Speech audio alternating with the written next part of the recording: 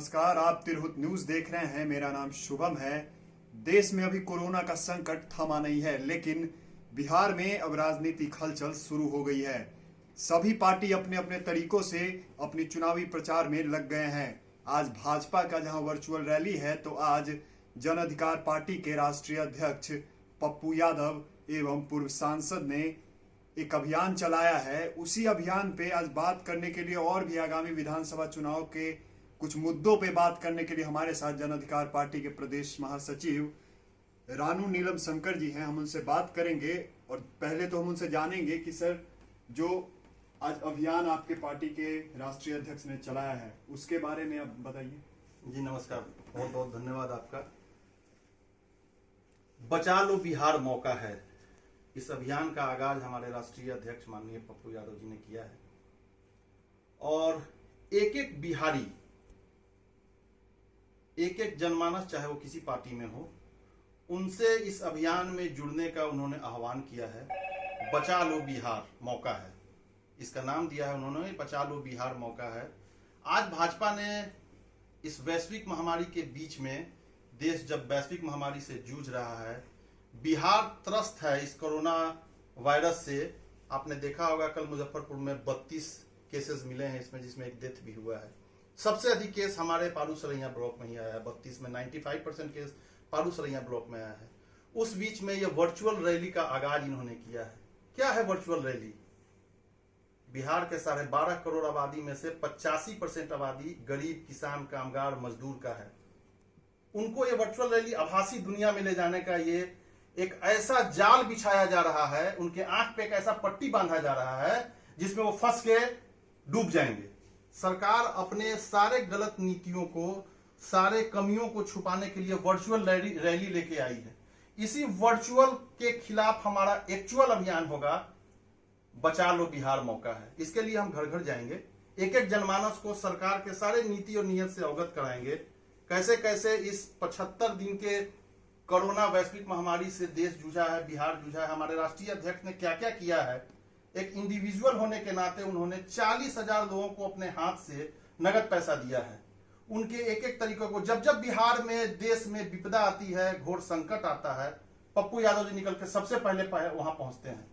आप इस लोकतंत्र में आप जनमत करा लें, आप पता कर लें, लोकतंत्र में यह अधिकार है हर आदमी को। आप एक एक वोटर्स, एक एक जनता, एक एक जनमानस में जनमत करा के देख लें कि किसी विपदा के घड़ी में, किसी महासंकट में सबसे पहले पहुंचने वाले, सबसे पहले मदद करने वाला कौन है। एक ही नाम निकल के आएगा, वो नाम है पप्पू यादव। बिहार का लाल, बिहार का सेवक, बिहार का बेटा पप्पू यादव। ये वर्चुअल रैली के महाजाल में फंसाया जा रहा है। इस वर्चुअल को हमको एक्चुअल के माध्यम से एक एक जनमानस के घर घर जाके हमको बताना है। यही है, बचा लो बिहार मौका है, हमारा स्लोगन है। हम बार बार इसी को रिपीट करेंगे, एक एक जनमानस को बताएंगे। जी, आपने मुजफ्फरपुर की बात की, कल 32 मरीज मिले हैं। जब मुजफ्फरपुर में एक भी मरीज नहीं था तो पूरी तरह मुजफ्फरपुर बंद थी। लेकिन अब जिस तरह से अगर हम बिहार की बात करें तो 5,000 के लगभग मामले पहुंचने वाले हैं। मुजफ्फरपुर में 110 मामले हो गए हैं। लेकिन अगर हम बाजार का हाल देखेंगे तो अब जाम लगता है, चाहे मेडिकल हो, मोती झील हो, जाम लगता है। इसको लेकर आपका क्या मत है? क्योंकि सरकार ने पूरी तरह से मार्केट खोल दिया है। कल से धार्मिक स्थलें हैं, वो मॉल्स सब खुल जाएंगे। इस पे आपका क्या मत है, आपके पार्टी का क्या मत? देखिए, ये बहुत बड़ा विषय है, इस पे तो बहुत बड़ा डिबेट हो जाएगा। अगर कोई इस पे चर्चा करेगा कि सरकार क्या कर रही है, सरकार के नुमाइंदे क्या कर रहे हैं।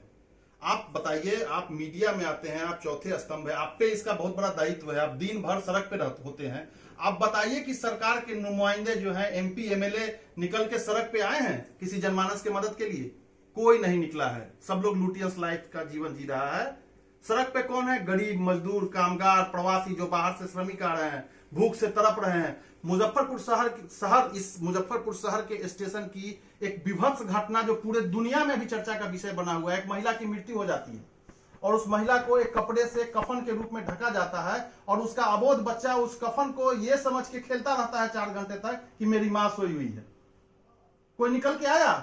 कहां शर्म हया तक यहाँ के लोगों ने, यहाँ के सांसदों, यहाँ के MLA, मंत्री, विधायक कहां गए? भाई सरकार कहां है? आप मुजफ्फरपुर की बात कर रहे हैं, बगल में दरभंगा है। एक लड़की है जो 1200 किलोमीटर अपने बीमार पिता को लेके चलती है और घर पहुंचती है। सबसे पहले उस घटना में कौन पहुंचता है? पप्पू यादव। 25,000 रुपए का मदद उन्होंने किया। तब जाके सरकार की आंख खुलती है और सरकार के नुमाइंदे और सरकार के लोग और सारे लोग वहां पहुंच के उसको मदद करने लगते हैं। अब किस विषय पे बात करना चाहते हैं? विषय बहुत बड़ा हो जाएगा। पॉइंट टू पॉइंट एक एक करके अगर बात करने लगेंगे तो एक कहानी बन जाएगी। सरकार ने जो किया है गरीब कामगार मजदूर के साथ, हम मिडिल क्लास से आते हैं, मिडिल क्लास से भी नीचे आते हैं। आज क्या दशा है? मिडिल क्लास बाप बाप कर रहा है। होटल व्यवसायी हो, गाड़ी व्यवसायी हो, टेम्पू व्यवसायी हो, जितने एजेंसियां बंदी के कगार पे है। जब लगन का समय चल रहा था तो होटल को लॉकडाउन कर दिया गया। अब भादों का समय आया तो अनलॉक 1 कर दिया गया। होटल वाले बोल रहे हैं कि हम कहां से खर्चा चलाएंगे? आप व्यवसायी की बात कर लो ना, आप मजदूर श्रमिकों की बात छोड़ दो, व्यवसायियों की बात कर लो। सब भूखे मरने की कगार पे हैं, सब पे लोन का बोझ चढ़ा हुआ है। अब किस विषय पे? ये विषय बहुत लंबा हो जाएगा। सरकार को इसके बाद भी नियत नहीं खुल रही है।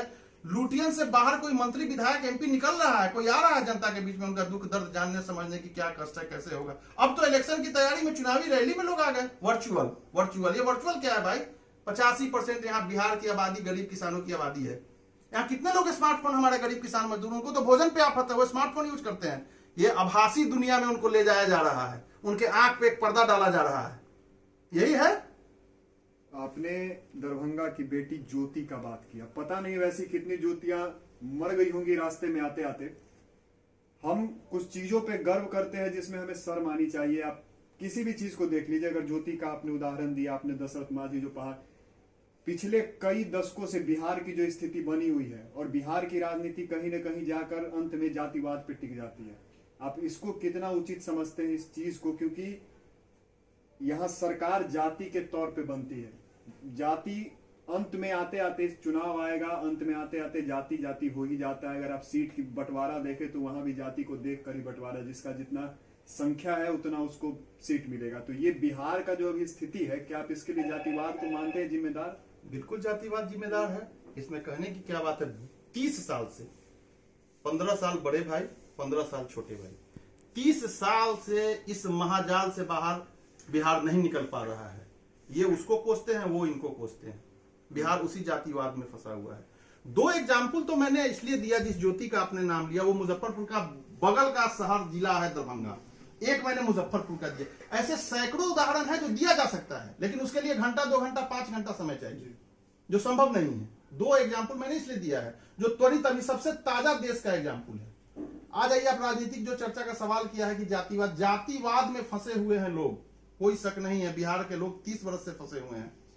हमारी पार्टी, हमारा नेता ऐसे किसी जातिवाद में नहीं फंसा हुआ है और किसी ऐसे धर्म समुदाय वर्ग में नहीं फंसा हुआ। अगर ऐसा फंसा रहता तो हमारा नेता 71 दिन से दिल्ली में पैसा बांट रहा है। 40,000 लोगों के हाथ में रुपया दिया है उन्होंने। क्या दिल्ली से उनको चुनाव लड़ना है?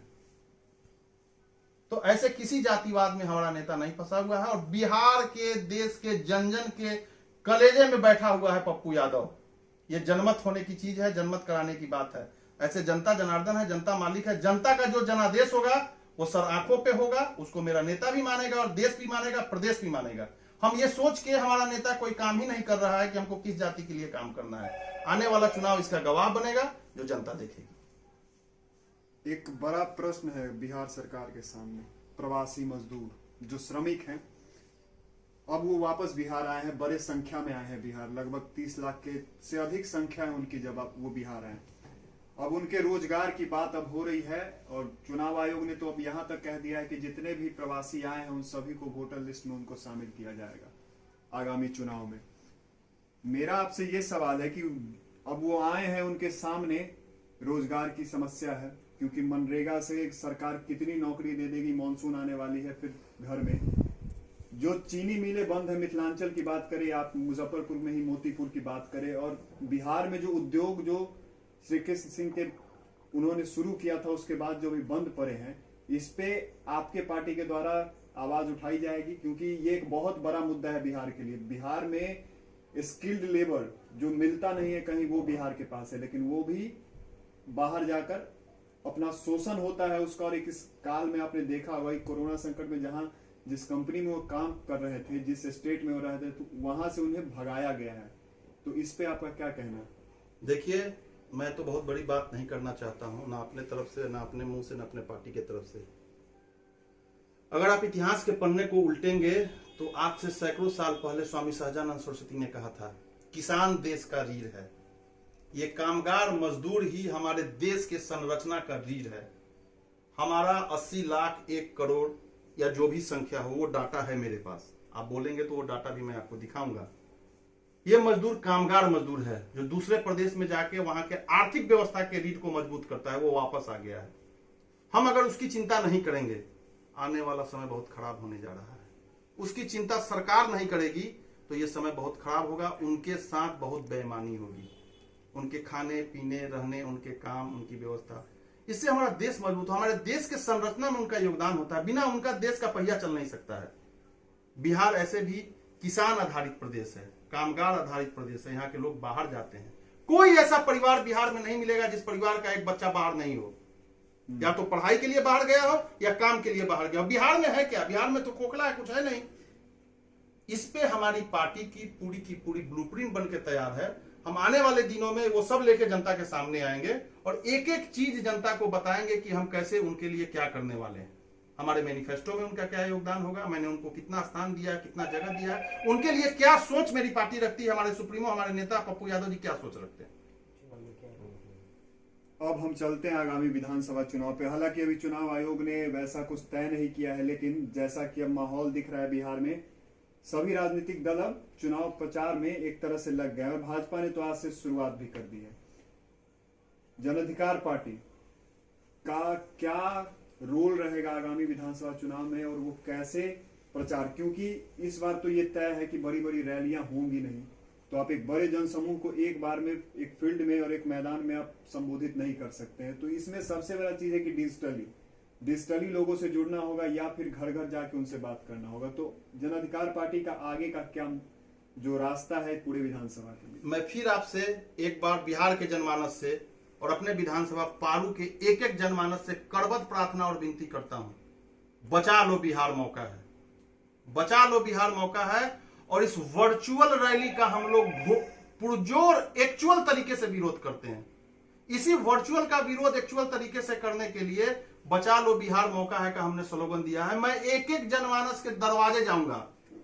मेरा जो जनता है, जनमानस है, मेरा जो वोटर है, कामगार, युवा, छात्र, मजदूर, किसान, श्रमिक, प्रवासी, कोई स्मार्टफोन और digitally tie, shirt, pant, belt, coat, AC room, बड़े बड़े सिनेमा स्क्रीन पे नहीं है। वो गांव में बसता है। मैं उसके एक एक के दरवाजे पे जाऊंगा।